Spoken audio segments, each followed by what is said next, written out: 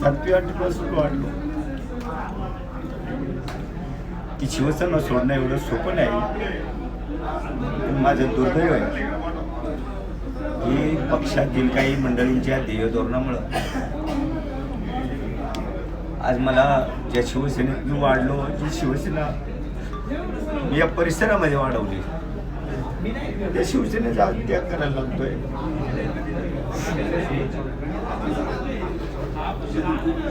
माझ्या वयाच्या साधारणतः 12व्या वर्षापासून मी बाळासाहेबांच्या संस्कारात मुंबईत वाढलो.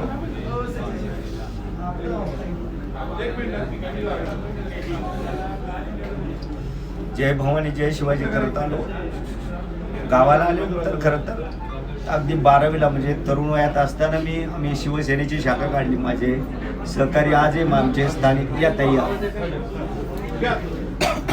जे शिवसेनेचे तत्कालीन शाखा प्रमुख सुरेश साहेब थोरात माझ्या बरोबर येतात. गावाच्या भावकीच्या सगळ्यांच्या विरोधात जाऊन 1985ला खरं तर आम्ही शिवसेनेची शाखा स्थापन केली. तत्कालीन पिंपरी चिंचवडचे नगरसेवक सन्माननीय गजाननजी बाबर साहेब यांना आम्ही एसटीनं जाऊन आणलं. एसटीनं त्यांना भेटायला गेलो होतो आणि त्यांच्या हस्ते शिवसेनेच्या शाखेचं खरं तर आम्ही उद्घाटन केलं. खूप प्रतिकूल परिस्थिती होती. आमच्या 14 गावामध्ये कोणाच्या ओटेवर उभं राहायचं शिवसैनिकांनी तर त्याला बंदी असायची किंवा लोक घाबरायची. आणि अशा परिस्थितीत आम्ही शिवसेने वाढवलेला शिवसैनिक आहे. तुम्ही सगळ्यांनी पाहिलं असेल की जी 14 गाव विधानसभेला आंबेगावमध्ये असायची, त्या 14 गावामध्ये काँग्रेस आणि राष्ट्रवादीचा दबदबा. मी साधारणतः 95 साली सरपंच झालो, पण त्याआधी 1985 सालापासून शिवसेनेची शाखा काढल्यानंतर माझे वर्गमित्र आणि तत्कालीन आमचे सहकारी ज्यांनी विद्यार्थी सेनेपासून काम केलं, त्या अविनाशजी रहाणे, राजारामजी बानखेले, सुरेश भाऊ भोर, आम्ही मुलंच होतो. खरं तर शिवसेना वाढवली, इतकी वाढवली की 2007 साली त्या जिल्हा परिषद गटामध्ये मला जिल्हा परिषदेला उमेदवार नव्हता, पण लोकांनी प्रचंड प्रेम केलं, मला निवडून दिलं आमच्या कांदळी गणातून. पलीकडचा गण जो होता आमचा बोरीगण, माझे मार्गदर्शक आणि भाजपचे खूप चांगले आणि जुने कट्टर कार्यकर्ते दत्तूभाऊ गोपाळा गाडगे यांना तिकडून अपयश आलं, कारण आम्हाला जिल्हा परिषदेला उमेदवार नव्हता. पण त्या निवडणुकीच्या नंतर मी स्वतः खूप लोकांना मदत करत गेलो. मी जरी पंचायत समितीचा सदस्य होतो, पण मी त्या सगळ्या 14 गावामध्ये लोकांचं गाऱ्हाणं ऐकायचा, त्यांचे प्रश्न सोडवायचा. आणि ते प्रश्न सोडवत राहिल्यामुळं सगळीकडे खूप चांगल्या पद्धतीने लोकांचा प्रतिसाद मिळत गेला. 2012ला खरं तर जिल्हा परिषदेची निवडणूक लागली. तालुक्यातले 8 पैकी 7 जिल्हा परिषद गट हे राखीव झाले आणि केवळ बोरी कांदळी जिल्हा परिषद गट, सचिन भाऊया, बोरी कांदळी जिल्हा परिषद गट हा ओपनला आला. सगळ्या माझ्या तरुण सहकाऱ्यांनी प्रचंड मेहनतीनं प्रचंड सहकार्य करून मला निवडून दिलं. 2012 ते 17 त्या विभागात काम करताना खूप चांगल्या पद्धतीनं काम केलं. तत्कालीन खासदार शिवाजीदादा आढळराव पाटील, जिल्हा परिषद गटनेते आशाताई बुचके, आमचे सगळे सवंगडी त्या काळातले. आम्ही काम करत असताना 2016ला मला तालुका प्रमुख पदाची जबाबदारी दिली आदरणीय उद्धवजी ठाकरे साहेबांनी. मी 17ला जरी जिल्हा परिषद सदस्य नसलो तरी परंतु त्या गटाचं विभाजन झालं आणि त्या गटातली 14 गावं जी आमची होती त्यातली काही गावं बेल्हे राजोरी जिल्हा परिषद गटात गेली, काही गावं आमच्या आळी पिंपळवंडी गटात आली आणि माझी 3 गावं नारायणगावला जोडली गेली. पण मी केवळ त्या जिल्हा परिषद गटात सीमित न राहता तालुका प्रमुख असल्या कारणानं सगळ्या तालुक्यात काम करत राहिलो. जिल्हा परिषदेच्या निवडणुका झाल्या नाहीत.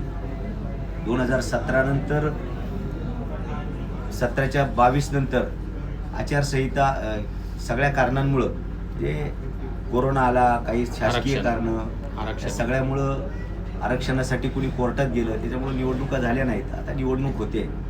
दरम्यानच्या काळात आपण सगळ्यांनी पाहिलं की साधारणतः 2024ला विधानसभेची निवडणूक लागली. त्या विधानसभेच्या निवडणुकीमध्ये पक्षाकडून मी स्वतः उमेदवारी अर्ज दाखल केला, उमेदवारी मागितली. त्याचं कारण असं आहे की लोकसभेला आम्ही सगळ्यांनी तुतारीचं काम केलं होतं. पक्षाचा आदेश होता.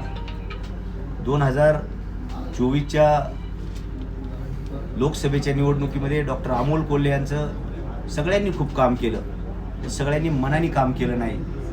मला प्रचंड रोष पत्करावा लागला, कार्यकर्त्यांच्या पाया पडावं लागलं की आपल्याला उद्धवजींचा आदेश आहे, पक्षाचा आदेश आहे, काही करून आपल्याला तुतारीबरोबर गेलं पाहिजे, तुतारीचं काम केलं पाहिजे. आणि आम्ही तो आदेश सरसावंत पाळून 2024च्या लोकसभेला डॉक्टर अमोल कोल्हे यांना प्रचंड मताधिक्य आपल्या तालुक्यातून मिळून दिलं. नंतर मला वाटतं साधारणतः वर्षभरामध्ये 6-7 महिन्यामध्ये 7 महिन्यात विधानसभेची निवडणूक लागली. कार्यकर्त्यांचा आग्रह होता आणि त्या माध्यमातून आम्ही ही जागा मशालीला सुटली पाहिजे म्हणून प्रचंड प्रयत्न केला. आपण सगळ्यांनी पाहिलं असेल, आपणही त्याला प्रसिद्धी दिली. 14 नंबर या ठिकाणी प्रचंड मोठा मेळावा घेतला. कार्यकर्त्यांना फक्त निरोप गेले. त्या निरोपाच्या जोरावर कुणीही एक पैसा गाडीचा न मागता आम्ही सगळेजण तुमच्यासोबत येते दाखवायला 7-8-10 हजार कार्यकर्ते, शिवसैनिक, माता भगिनी उपस्थित होत्या. पण माझं दुर्दैव, मी थोडासा शिस्तीचा विद्यार्थी असल्या कारणानं पक्षाचा आदेश आला, जर तुम्ही जुन्नरमधून तुमची उमेदवारी ठेवली तर मग आपलं खेडमधलं सीट अडचणीत येईल, तिथं त्यांची उमेदवारी राहील असं मला सांगितलं गेलं. पक्षाने काही कमिटमेंट आमच्याशी केल्या होत्या, राष्ट्रवादीच्या लोकांनी काही कमिटमेंट केल्या होत्या. आम्हाला असं वाटलं की भविष्यकाळात या कमिटमेंट पाळल्या जातील. व पुढे साखर कारखान्याची निवडणूक आली, त्याच्यानंतर जुन्नर नगर परिषदेची निवडणूक आली. मला माघार घ्यायला लावली. आम्ही सगळ्यांनी प्रामाणिकपणाने तुतारीचं काम म्हणजे सत्यशील दादांचं काम केलं. विशेषत्वानं मी सांगेल की आमचा जो बोरी कांदळी गट होता, मी आजही तिथली आकडेवारी पाहिली. सगळ्या शिवसैनिकांनी तन मन धनाने काम केलं. प्रचंड मताधिक्य तिथून आदरणीय सत्यशील दादांना दिलं. आणि सत्यशील दादा जरी पराभूत झाले तरी परंतु त्याच्यामध्ये वोट शेअर जो होता तो शिवसैनिकांचा, शिवसेनेचा प्रचंड राहिला. असं वाटलं होतं की नंतरच्या काळामध्ये काहीतरी चांगलं आपल्याबरोबर घडेल, मशालीबरोबर घडेल. आपल्याबरोबर म्हणजे मी, कुणी एकटा किंवा आमचे पदाधिकारी ते महत्त्वाचे नाहीत, पण माझा पक्ष महत्त्वाचा आहे. ही भावना ठेवून आम्ही काम करत राहिलो. दुर्दैवाने जुन्नर नगर परिषदेमध्ये आपण सगळ्यांनी पाहिलं की तिकडे पॅनल तयार व्हायला अडचण ही राष्ट्रवादी काँग्रेसकडून झाली, तुतारीकडून झाली. पॅनल अपूर्ण राहिला म्हणून खासदार साहेब तिथं प्रचाराला देखील आले नाही, कार्यकर्ते एकटे पडले. मी स्वतः तिथे दिवस रात्र आम्ही राबून आम्ही त्या जुन्नर नगर परिषदेच्या निवडणुकीला सामोरं गेलो. अपयश आलं पण आम्ही हटलो नाही. खूप काम केलं, चांगल्या पद्धतीनं काम केलं. एक तुतारीचा नगरसेवक एक मशालीचा नगरसेवक आमची रुपालीताई निवडून आली. मला तेवढंच समाधान होतं, कारण कोणत्याही प्रकारची मागे शक्ती नाही, कोणाचं मोठं पाठबळ नाही. अशा परिस्थितीमध्ये आम्ही नगर परिषदेची एक जागा जिंकून आणली. जिल्हा परिषदेच्या निवडणुका लागल्या. असं वाटत होतं की आता ज्या कमिटमेंट आहेत त्या फुलफिल होतील, पुऱ्या होतील. आणि असं वाटलं होतं की लगेचच्या लगेचच महाविकास आघाडीची बैठक होईल आणि त्याच्यामध्ये निर्णय होऊन उमेदवारांना सांगितलं जाईल की तुम्ही तुमच्या प्रचाराला सुरुवात करा. मी स्वतः असेल, संपर्क प्रमुख दिलीपदादा असतील, जिल्हा प्रमुख सुरेश भाऊ असतील, आमचे सहकारी मंगेशांना किंवा आम्ही सगळे पदाधिकारी त्यासाठी अनेकदा खासदारांकडे जाण्याचा प्रयत्न केला, परंतु त्यांची वेळ मिळाली नाही.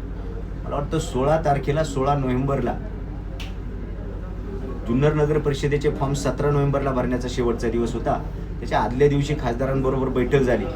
त्यानंतर बरोबर 2 महिन्यांनी म्हणजे 16 जानेवारीला खासदारांनी नारायणगावला येऊन जागेंच्या वाटपाची बैठकीसाठी ते आले. पूर्ण 2 महिने म्हणजे 16 तारखेला ते गेले 16 नोव्हेंबरला ते 16 जानेवारीला, ज्या दिवशी जिल्हा परिषद पंचायत समितीचा फॉर्म भरण्याचा पहिला दिवस होता. त्या तडजोडीमध्ये देखील आम्हाला असं सांगितलं गेलं की तुम्हाला झुकतं माप दिलं जाईल, मानाचं पान दिलं जाईल. आम्हाला ज्या गटामध्ये शिवसेनेची ताकद आहे, ज्या गटामध्ये शिवसेनेचा खात्रीशीर जिल्हा परिषद सदस्य निवडून येईल, तिथंच आम्हाला तिकीट नाकारलं गेलं. आणि आमचं दुर्दैव असं मला कळलं नाही की शिवसेनेचे पदाधिकारी चालवतात की राष्ट्रवादी काँग्रेसचे, हा माझ्या पुढचा प्रश्न निर्माण झालेला होता. त्याच्यामुळं या गटामध्ये 100% माझी उमेदवारी आमच्या गटातल्या सगळ्या कार्यकर्त्यांनी फायनल केली. आणि आम्ही प्रचाराला साधारणतः 1.5 महिना झाला. माझी सौभाग्यवती जयश्री हिनं 1.5 महिन्यामध्ये या गावांमधलं एक गाव सोडून, शिरोली गाव सोडलं तर सगळ्या गावांमध्ये घरोघर जाऊन लोकांचं दर्शन घेतलंय, प्रचारपत्रकं वाटली. माझे सगळे कार्यकर्ते तन मन धनाने 1.5 महिना काम करत होते आणि अचानकपणाने असं सांगितलं गेलं की बोरी गट आपल्याला शिवसेनेला सुटत नाही किंवा मशालेला सुटत नाही.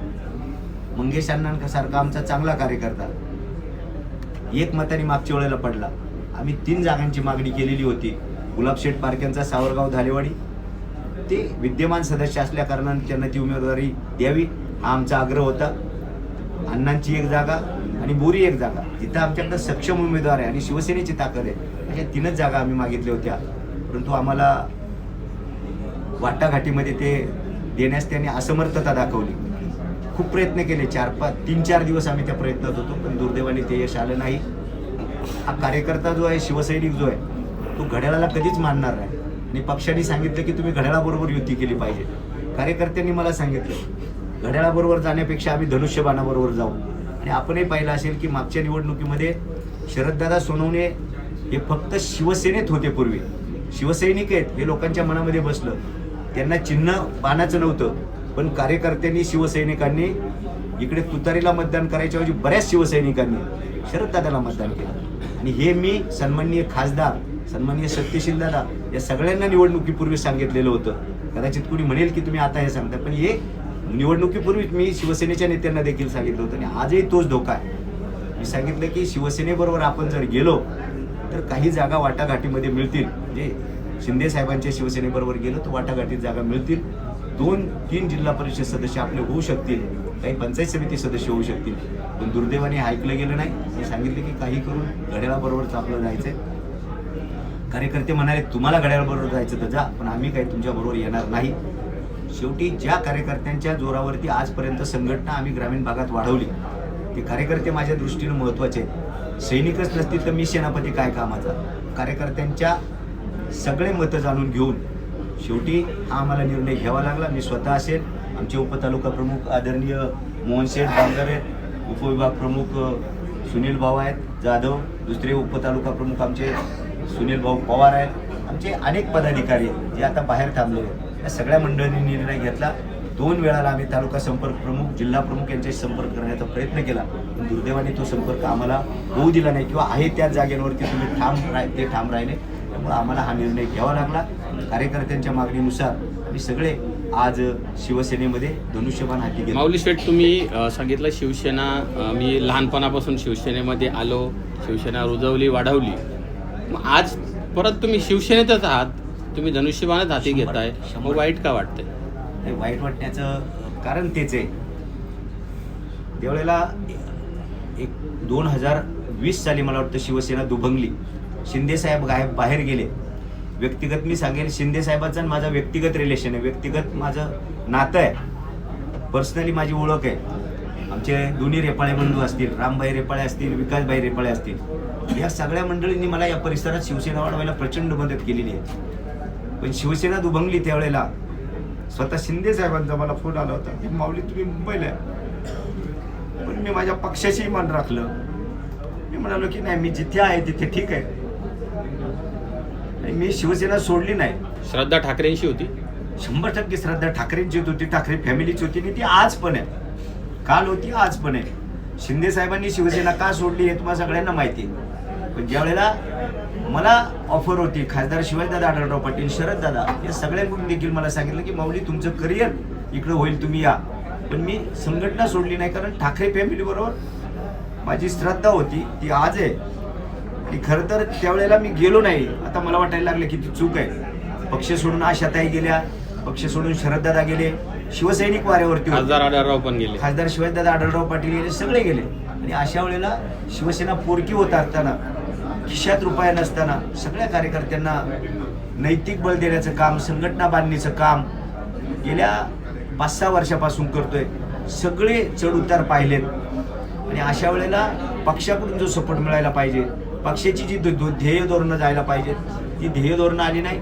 संघटना खूप प्रचंड वीक होत चाललेली आहे. हे सगळं सांगून देखील वर ऐकलं जात नाही. मला वाटतं तो मातोश्रीचा दोष नसावा, मधल्या लोकांना ते कळत नसावं आणि दुर्दैवाने ही वेळ आज आली की आम्हाला हा निर्णय घ्यावा लागतो. पक्ष सोडताना ग्रामीण भागातला आहात तुम्ही कार्यकर्ता म्हणून तुम्हाला आज वाईट वाटतंय, परंतु महाराष्ट्राची जर आत्ताची सध्याची परिस्थिती पाहिली तर प्रत्येक पक्षाची जुळूनच घेत आहे. प्रत्येक जण स्वतःचं राजकारण करत आहे. इथं तुतारी आणि राष्ट्रवादी एकत्र झाली, तुतारी आणि राष्ट्रवादीला मशाल जाऊन मिळाली. ही तर जुन्नर तालुक्यातली स्थिती आहे. मग तुम्हाला इतकं वाईट वाटून घेणं किंवा आपल्या पक्षाशी आपण काहीतरी प्रतारणा करतोय असं वाईट वाटून घेणं ही कितपत योग्य आहे? दोन गोष्टी आहेत. मी प्रोफेशनल राजकारणी नाही. बाळासाहेबांनी सांगितलं तर 80% समाजकारण आणि 20% राजकारण करणारा मी माणूस आहे. माझा कोणता 2 नंबरचा धंदा आहे. सामान्य कार्यकर्त्याला घेऊन पळत राहिलो, फाटके कार्यकर्ते समोर होते. आता खरं तर प्रोफेशनल राजकारण आले. लोक पैशाच्या मागे धावतात, इब्रतीच्या मागे धावतात, पदांच्या मागे धावतात. त्या सगळ्या संधी माझ्याकडे भरभरून आल्या होत्या. विधानसभेला तर मला नको त्या ऑफर होत्या, पण मी पक्षाशी प्रामाणिक राहायचा प्रयत्न केला. असं वाटलं होतं की हा पक्ष बघा ये भी दिन निकल जाएगा, हाही दिवस निघून जाईल असं वाटलं होतं. पण अजून वाईट दिवस येतात, अजून वाईट दिवस येत आहेत. पक्षाशी खूप वाईट अवस्था होते.